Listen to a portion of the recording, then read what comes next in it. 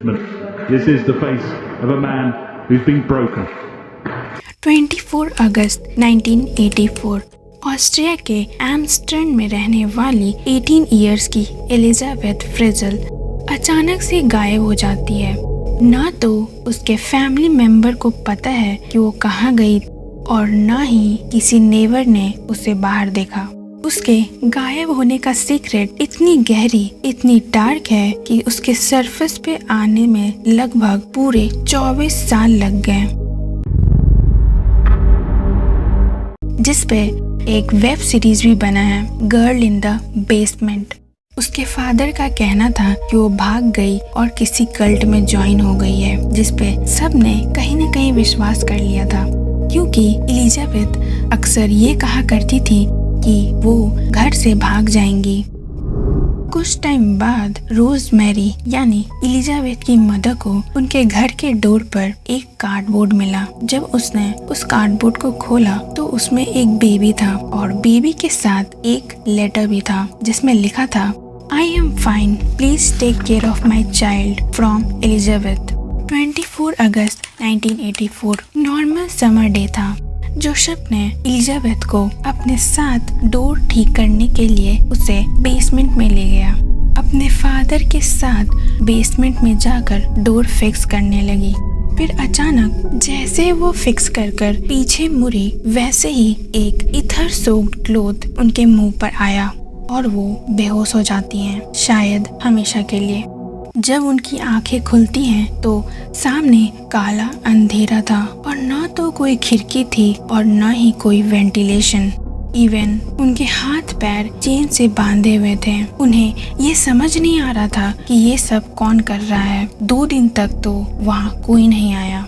फिर next day वहाँ आता है एक आदमी, जिससे इतनी गिरी हुई हरकत की उम्मीद भी नहीं की जा सकती, और वो था जोसेफ फ्रिजल।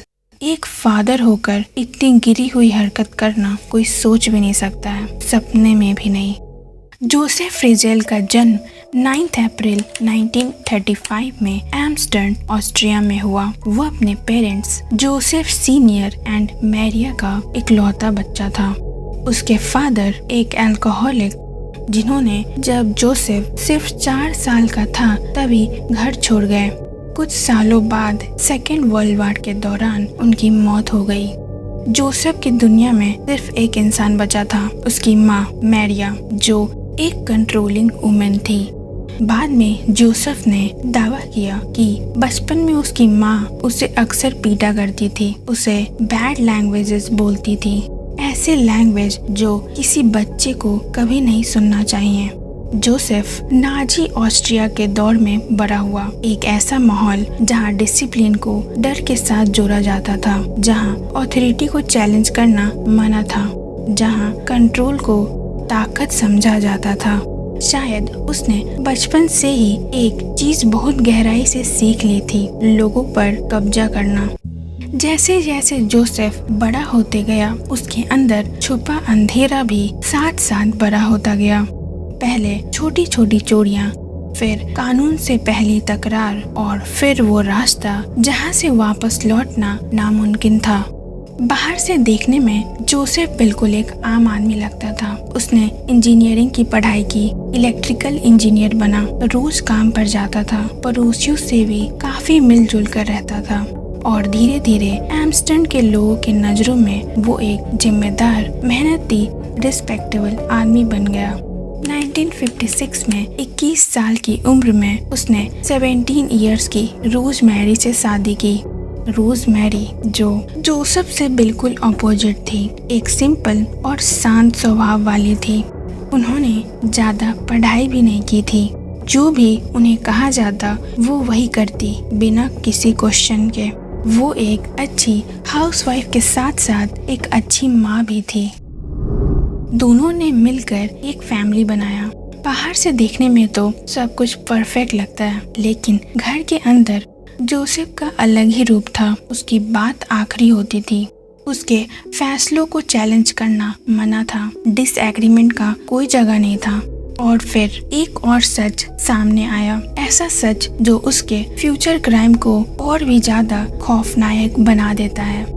कहा जाता है कि जोसेफ ने अपनी ओल्ड मदर को घर की एटिक में बंद कर दिया था, खिड़कियों को ईंटों से बंद कर दिया। पड़ोसियों को बोला गया कि वो मर गई हैं और फिर उसे 1980 तक उसकी एक्चुअल डेथ तक कैद करके रखा गया। यहीं से उसकी कंट्रोलिंग नेचर और बढ़ती गई। 1967 में जोसेफ जब 32 इयर्स का था तब उसने 24 ईयर ओल्ड नर्स पर हमला किया। इवन उसे डराया, उसकी मर्जी और इंसानियत दोनों को कुचलने की कोशिश की। इस बार सिस्टम ने उसे पकड़ लिया। जोसेफ फ्रिजल को सेक्सुअल असॉल्ट के जुर्म में कन्विक्टेड किया गया। उसे सजा मिली, लेकिन वो सजा उतनी लंबी नहीं थी जितनी होनी चाहिए। 18 मंथ्स की सेंटेंस में उसने लगभग 12 मंथ ही जेल में बिताया और फिर वो वापस आ गया जैसे कुछ हुआ ही ना हो। लेकिन कहानी यही खत्म नहीं होती। रिपोर्ट्स के मुताबिक एक दूसरी औरत ने भी उसके खिलाफ सेक्सुअल मिसकंडक्ट का आरोप लगाया था और सबसे ज्यादा डरा देने वाली ये बात, लगभग 15 इयर्स बाद ऑस्ट्रियन लॉ के तहत उसकी कन्विक्शन का रिकॉर्ड हटा दिया गया ऑफिशियल रिकॉर्ड से, जैसे वो चैप्टर कभी लिखा ही नहीं गया हो। अब जोसेफ फ्रिजल पहले से ज्यादा होशियार हो चुका था। उसका मास्क अभी भी उसके पास था, लेकिन उसके पीछे छुपा अंधेरा और गहरा होता जा रहा था। 1970s की एंडिंग एंड 1980s की स्टार्टिंग, जब दुनिया कोल्ड वॉर के डर में जी रही थी, ऑस्ट्रिया में न्यूक्लियर बंकर बनना कोई अजीब बात नहीं थी। और इसी दौर में एम्स्टर्डम में एक घर के नीचे जोसेफ फ्रिजल कुछ बना रहा था। बाहर से देखो तो वो बस एक हार्ड वर्किंग होम ओनर लगता, एक इंजीनियर जो अपने घर को सेफ बना रहा था। वो एक ऐसा जेल बना रहा था, एक ऐसी जगह जहाँ से बाहर निकलना लगभग नामुमकिन हो। 1983 तक वो सीक्रेट बंकर तैयार हो चुका था, जो बाहरी दुनिया से पूरी तरह अलग। रास्तों को सेल्फ और दीवारों के पीछे छुपाया गया। आंखों के सामने मौजूद चीजों के पीछे एक और दुनिया छुपा दी गई, जो देखने पर भी पता नहीं चलेगा कि पीछे क्या है।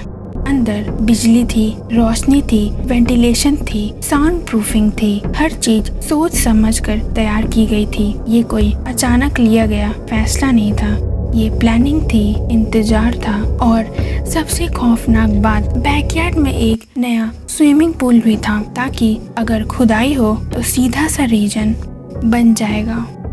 ये इतना सीक्रेट था कि उसकी वाइफ रोजमेरी को भी पता नहीं था, बिकॉज उसे वहाँ जाना अलाउड ही नहीं था।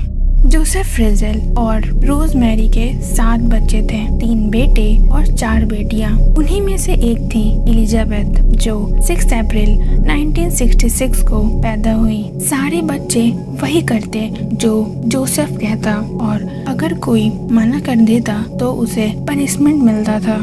जोसेफ एक स्ट्रिक्ट फादर के साथ साथ बहुत ही कंट्रोलिंग भी था। बाहरी दुनिया के लिए इनकी फैमिली बहुत ही डिसिप्लिन थी, बट अंदर कुछ और ही था। अपने फादर के कंट्रोलिंग एंड एब्यूजिव नेचर के कारण एलिजाबेथ बचपन से ही नफरत करती थी, जिसके वजह से उन दोनों में कभी भी नहीं बनती और दोनों की लड़ाइयाँ होती रहती थी।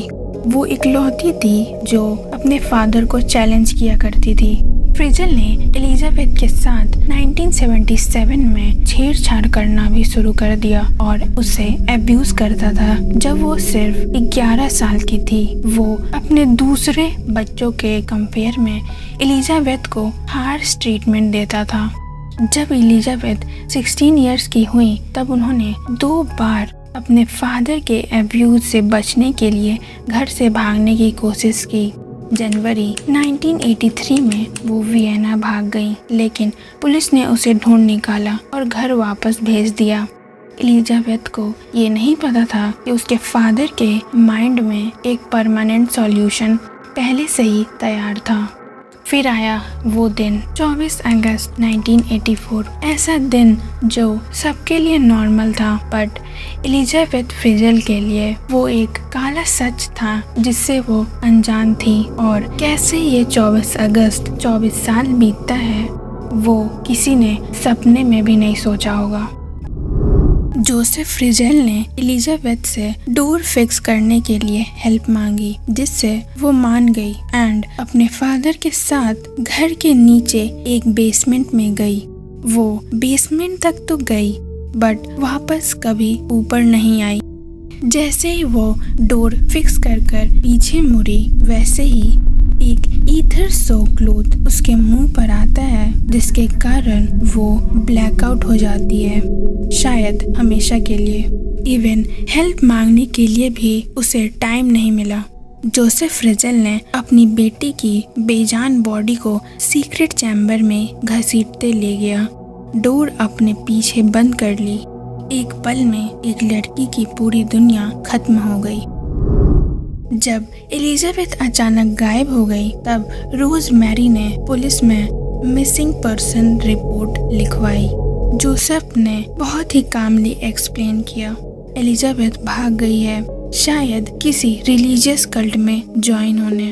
और सबसे डरा देने वाली बात, ये झूठ था, फिर भी लोगों को भरोसा हो गया बिकॉज एलिजाबेथ पहले से ही घर से भागने की कोशिश कर चुकी है एंड वो हमेशा से ये कहती थी कि वो किसी कल्ट में जाकर ज्वाइन हो जाएगी। जोसेफ ने बहुत ही आसानी से लोगों को भरोसा दिलवा दिया। उसकी रिबेलियस इमेज ने उसके खिलाफ इस पॉसिबिलिटी का काम कर दिया। पुलिस ने भी इस पॉसिबिलिटी को सीरियस लिया एंड इवन फैमिली ने भी। लेकिन एक महीने बाद सबको एक और प्रूफ मिल गया, एक लेटर एलिजाबेथ की हैंडराइटिंग में लिखा हुआ था। उसमें लिखा था, मैं फैमिली लाइफ से थक चुकी हूँ, मुझे ढूंढने की कोशिश मत करना। ये लेटर पुलिस को दे दिया गया। उस पर किसी दूसरे शहर का पोस्ट मार्क था और इसीलिए सब ने मान लिया कि एलिजाबेथ ने खुद लिखा होगा बिकॉज ये रियल में उसकी ही हैंडराइटिंग थी जो जोसेफ ने जबरदस्ती उससे लिखवाया था। जब एलिजाबेथ को होश आया, उसने खुद को एक ऐसी जगह पाया जिसे वो समझ भी नहीं पा रही थी। अंधेरा, खामोशी और एक ऐसा एहसास कि कुछ बहुत गलत हो चुका है। वो सिर्फ 18 साल की थी। उसे नहीं पता था कि ये कैद कुछ दिनों की नहीं होगी, कुछ हफ्तों की भी नहीं, बल्कि सालों की है। सामने काला अंधेरा था, ना ही कोई खिड़की थी, ना ही वेंटिलेशन एंड उसके हाथ पैर चेन से बंधे हुए थे। 2 दिन तक उसने कुछ खाया नहीं था। 2 दिन से उसी अंधेरे में वो थी। फिर वहाँ आता है एक आदमी जिसकी उम्मीद उसने कभी इस जिंदगी में नहीं की होगी। वो और कोई नहीं, उसके फादर जोसेफ फ्रिजेल था। घर के ऊपर लाइफ धीरे धीरे नॉर्मल होने लगी। लोगों ने मान लिया कि एलिजाबेथ चली गई है, लेकिन घर के नीचे एक 18 साल की लड़की अंधेरे में वक्त गिन रही थी और उसके लिए हर नया दिन एक ही सवाल लेकर आता था, आज कोई मुझे ढूंढने आएगा। न आसमान, न धूप, न पेड़, न हवा, न किसी की आवाज, सिर्फ बंद दरवाजा, सिर्फ एक वक्त जो धीरे धीरे गुजरता जा रहा था। सबसे अजीब बात तो ये थी, उसके फैमिली रेगुलर रूटीन फॉलो कर रहे थे और वो भी उसके ऊपर, और वो नीचे होकर सिर्फ वक्त काट रही थी, बस एक उम्मीद में शायद वो यहाँ से निकल जाएगी। उसे ये नहीं पता था कि ये वक्त कब 24 साल बीत जाएगी। अब जोसेफ और ज्यादा अब्यूजिव होता गया। उसे कभी कभी खाना नहीं देता, कभी उसे पीटता, और ये सब प्लानिंग बहुत ही पहले से चल रही थी, जब वो छोटी सी बच्ची थी। घर में इसके बारे में किसी को कुछ नहीं पता था। इवन रोजमेरी को भी नहीं पता था कि कोई सीक्रेट चैम्बर है, या फिर पता होते भी नहीं पता होने का ढोंग रच रही होगी। जोसेफ उसे लगातार अब्यूज करता रहा। इस चीज से भी उसे सेटिस्फैक्शन नहीं मिली। फिर उसने एलिजाबेथ को सेकंड वाइफ की तरह ट्रीट करना शुरू किया, जिसके लिए वो मेडिकल बुक्स लाया करता था so that she could prepare for her motherhood. So disgusting. 1985 के लास्ट में एलिजाबेथ पहली बार प्रेग्नेंट हुई, लेकिन वो प्रेगनेंसी ज़्यादा देर तक नहीं टिक सकी। उस कैद में जहाँ ना डॉक्टर था, ना मेडिकल केयर, ना इमोशनल सपोर्ट, उसे एक और दर्द सहना पड़ा। फिर आया 13 अगस्त 1988। बेसमेंट की छोटी सी दुनिया में एक बच्ची का जन्म हुआ। उसका नाम रखा गया क्रिस्टन। कोई हॉस्पिटल नहीं, कोई नर्स नहीं, नेक्स्ट ईयर 1990 में सेकेंड चाइल्ड स्टेफन का जन्म हुआ। देन 1992 में थर्ड चाइल्ड लीसा। जोसेफ ने डिसाइड किया कि वह उसे बेसमेंट से बाहर ले जाएगा। जब लीसा 9 मंथ की थी, उसने उसे ऊपर एक कार्डबोर्ड बॉक्स में डालकर फैमिली होम के बाहर छोड़ दिया, एक नोट के साथ, please take care of my child from Elizabeth. Rosemary काफी हम्बल नेचर की थी और उसने उस बच्ची को बिना क्वेश्चन किए एक्सेप्ट कर लिया एंड केयर करने लगी। जोसेफ का बिहेवियर अभी भी नहीं बदला। 1994 में एलिजाबेथ का फोर्थ चाइल्ड मोनिका पैदा हुई। इस बार जोसेफ ने एक स्ट्रॉलर में डालकर घर के सामने छोड़ दिया। रोजमेरी को एक नोट के बजाय एक फोन कॉल मिला जिसमें एलिजाबेथ की वॉइस थी, अपनी मॉम से कह रही थी कि वह उस बच्ची का भी केयर कर ले। रोजमेरी शॉक में थी क्योंकि फैमिली का फोन नंबर अनलिस्टेड था। पुलिस को रिपोर्ट किया गया। मोनिका के बर्थ के बाद जोसेफ ने डिसाइड किया कि बेसमेंट को और बड़ा कर दें। उसने एलिजाबेथ और चिल्ड्रन को लेबर के काम में लगा दिया। उन्हें अपने हाथों से मिट्टी खोदने के लिए फोर्स किया। बेसमेंट का साइज थोड़ा बड़ा हुआ एंड फिर वहाँ टीवी एंड रेडियोस भी आ गया। एलिजाबेथ ने अपने बच्चों के लिए बुक्स एंड कॉपीज का डिमांड किया। उन्हें पढ़ाना स्टार्ट किया। अपनी डोमिनेटिंग पावर दिखाने के लिए जोसेफ कभी कभी पावर कट ऑफ कर देता था, लाइट्स बंद कर देता था, खाना नहीं देता था और उन्हें छुपने की कोशिश करने के लिए पॉइजन गैस छोड़ देने की धमकी तक भी देता था। 1995 में जोसेफ रिटायर हो गया। देन 1996 में एलिजाबेथ ने ट्विंस माइकल एंड अलेक्जेंडर को जन्म दिया। माइकल सिर्फ 3 दिन के बाद ही मर गया। जोसेफ उसकी मेडिकल ट्रीटमेंट लेने से रिफ्यूज कर दिया एंड अलेक्जेंडर को ऊपर ले गया। दिसंबर 2002 में एलिजाबेथ ने एक और सन फेलिक्स को जन्म दिया और उसे बेसमेंट में ही रखा गया। लीसा, मोनिका, अलेक्जेंडर जो बेसमेंट से ऊपर थे रिलेटिवली नॉर्मल लाइफ जी रहे थे। School instrument, weekends, sunshine, vacations सब कुछ बिल्कुल नॉर्मल था। वहीं नीचे बेसमेंट में बच्चे एक कैदी की तरह रहते थे। ना कोई दोस्त, ना स्कूल, ना कभी उन्होंने सनलाइट देखी, ना ही कभी ओपन स्काई, जिसके कारण उनकी स्किन बिल्कुल पेल हो चुकी थी एंड उनकी बॉडी की डेवलपमेंट भी नहीं हो रही थी।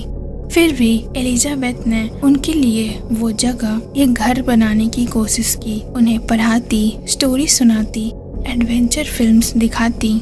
एक ही घर, एक ही फैमिली, लेकिन 2 अलग अलग दुनिया और दोनों के बीच सिर्फ कुछ फीट का फासला। उन्हें हंसाने की कोशिश की, चाहे वो बचपन कितना ही अधूरा क्यों ना हो। शायद इसी में एलिजाबेथ की सबसे बड़ी हिम्मत छुपी थी। उसने अपने बच्चे को सिर्फ जिंदा नहीं रखा, उन्हें इंसान बनाए रखा। 24 साल तक एक ऐसी जगह में जहां उम्मीद का जिंदा रहना बिल्कुल नामुमकिन है। लेकिन कोई भी झूठ हमेशा जिंदा नहीं रह सकती। 2008 में बेसमेंट में पली एक बच्ची अचानक बहुत बीमार पड़ जाती है एंड उसकी बीमारी ने वो कर दिखाया जो 24 सालों में कोई इन्वेस्टिगेशन नहीं कर सकी। बेसमेंट में रह रही क्रिस्टन, जो अब 19 इयर्स की हो चुकी थी, अचानक से बहुत ज़्यादा बीमार पड़ गई। उसकी तबीयत इतनी खराब हो गई कि उसकी जान को भी खतरा पड़ने लगा। इस बार एलिजाबेथ ने हार नहीं मानी। उसने जोसेफ से गुहार लगाई, भीख मांगी। अगर मेडिकल हेल्प नहीं मिली तो उसकी बेटी बच नहीं पाएगी। पहली बार जोसेफ को भी समझ आ गया था कि उसके पास ऑप्शन नहीं है। 19 अप्रैल 2008 में एक ऐसा दिन जो सब कुछ बदलने वाला था। क्रिस्टन को हॉस्पिटल ले जाया गया। जोसेफ मान तो गया था बट उसने एलिजाबेथ को बाहर आने से बिल्कुल मना कर दिया था। हॉस्पिटल पहुंचकर जोसेफ ने एक कहानी सुनाई। उसने डॉक्टर से कहा उसे ये लड़की उसके घर के पास मिली है, लेकिन इस बार कहानी में दरारें नजर आने लगी। डॉक्टर्स को कुछ ठीक नहीं लग रहा था। क्रिस्टन की जो हालत थी, उन्होंने कभी भी ऐसी हालत नहीं देखी थी। उसकी पूरी body white and pale yellow था। ऐसा लग रहा था कि कोई भूत हो। किडनी फेलियर के साथ साथ मल्टीपल ऑर्गन फेलियर भी था। डॉक्टर्स को कुछ ठीक नहीं लगा। उन्होंने पुलिस को पूरी डिटेल्स दी एंड इसके बाद देखते ही देखते ये मीडिया में फैल गई और अपील किया जाने लगा कि क्रिस्टन की बायोलॉजिकल मदर जहां भी है वो यहां आ जाए। 21 अप्रैल 2008 हॉस्पिटल ने अथॉरिटी को इन्फॉर्म कर दिया। पुलिस को बुलाया गया और फिर एक पब्लिक अपील जारी हुई। टेलीविजन पर, रेडियो पर, न्यूज़पेपर में एक मैसेज बार बार दोहराया जा रहा था। एलिजाबेथ फ्रेजल, अगर तुम देख रही हो तो सामने आओ, तुम्हारी बेटी बीमार है, अथॉरिटी तुमसे बात करना चाहती है। इस कहानी का शायद सबसे दिल तोड़ देने वाला सीन घर के नीचे उसी बेसमेंट में एलिजाबेथ और उसके बच्चे टेलीविजन देख रहे थे। उन्होंने वो अपील सुनी। 24 साल बाद दुनिया पहली बार उसका नाम लेकर उसे बुला रही थी। दुनिया कह रही थी बाहर आ जाओ, लेकिन वो बाहर नहीं आ सकती थी। वो अब भी वहीं थी, उसी कंक्रीट की दीवारों के बीच, उन्हीं बंद दरवाजों के पीछे, पूरी दुनिया से 24 साल दूर। डॉक्टर्स सवाल पूछ रहे थे, पुलिस इंतजार कर रही थी और जोसेफ फ्रेजल पहली बार अपनी जिंदगी में कंट्रोल खोने लगा था। कभी कभी सबसे मजबूत कैद खाने को तोड़ने के लिए पुलिस रेड की जरूरत नहीं पड़ती। कभी कभी एक बीमार बच्ची का पुकार ही काफी होता है और 24 साल पुराना अंधेरे में आखिरकार रोशनी की पहली दरार पड़ चुकी थी। 26 अप्रैल 2008 जोसेफ फ्रेजल लगा था कि वो एक कहानी सुनाकर बच जाएगा, लेकिन इस बार सामने बैठा इन्वेस्टिगेशन सिर्फ उसकी बात नहीं सुन रहा था, वो उसके झूठ के बीच की खामोशी भी सुन रहा था।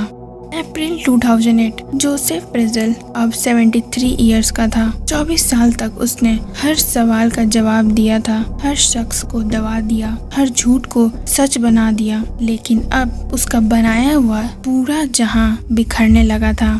क्योंकि क्रिस्टन हॉस्पिटल में थी, डॉक्टर्स सवाल पूछ रहे थे, पुलिस इन्वॉल्व हो चुकी थी और पहली बार जोसेफ के पास कोई परफेक्ट प्लान नहीं था। इसलिए उसने एक और कहानी लिखने की कोशिश की। उसने फैसला किया कि एलिजाबेथ की अचानक वापसी का नाटक किया जाए।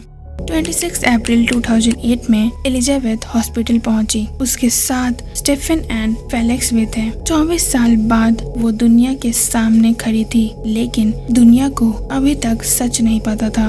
हॉस्पिटल स्टाफ जो पहले से ही अलर्ट थे, उन्होंने तुरंत पुलिस को इन्फॉर्म कर दिया। वो जोसेफ की मौजूदगी में कुछ भी कहने के लिए तैयार नहीं थी। फिर पुलिस ने उसे अकेले में बात की। उन्होंने कहा कि उन्हें सच समझाना जरूरी है और धीरे धीरे 24 साल का दबा हुआ सच बाहर निकला, जिस पर एलिजाबेथ ने एक शर्त रखी। मैं सब कुछ बताऊंगी, हर वो बात जो हुई, लेकिन मुझे ये यकीन चाहिए कि मुझे दोबारा कभी भी अपने बाप का सामना नहीं करना पड़ेगा। पुलिस ने उसे ये भरोसा दिया और फिर वो बोलने लगी। 2 घंटे तक 1984 से लेकर 2008 तक हर बंद दरवाजा, हर झूठ, हर सवाल एक एक कर रूम में बैठे ऑफिसर चुप हो गए। जो वो सुन रहे थे उसके लिए कोई ट्रेनिंग काफी नहीं होती। कोई इंसान इस तरह की कहानियां सुनने के लिए तैयार नहीं होता। ये सिर्फ एक मिसिंग पर्सन केस नहीं था, ये 24 साल का छुपा हुआ सच था। 27 अप्रैल 2008 आधी रात के बाद जोसेफ फ्रेजल को गिरफ्तार कर लिया गया। For the last time, Joseph Fritzl took the long walk to court. और फिर इन्वेस्टिगेशन उस घर तक पहुंचे, वो घर जो सालों तक बिल्कुल आम लग रहा था। उन्होंने बेसमेंट की तरफ कदम बढ़ाया, एक दरवाजा, फिर दूसरा, फिर एक और, जैसे सच तक पहुंचने के लिए एक ऐसी जगह जिसके बारे में किसी ने सोचा भी नहीं था। और उस पल 24 सालों बाद दरवाजा सिर्फ कंक्रीट और मेटल का नहीं खुला था, उसके साथ खुली थी एलिजाबेथ की आज़ादी और एक ऐसा सच की किताब जिसे इंसानियत कभी भूल नहीं पाएगी। आज़ादी के बाद भी कहानी खत्म नहीं हुई, क्योंकि अब दुनिया को सिर्फ ये समझाना नहीं था कि जोसेफ फ्रिजल ने क्या किया, बल्कि ये भी समझाना था कि 24 सालों तक कोई ये सब देख क्यों नहीं पाया। इवन उसकी मदर रोजमेरी को ये पता कैसे नहीं चला।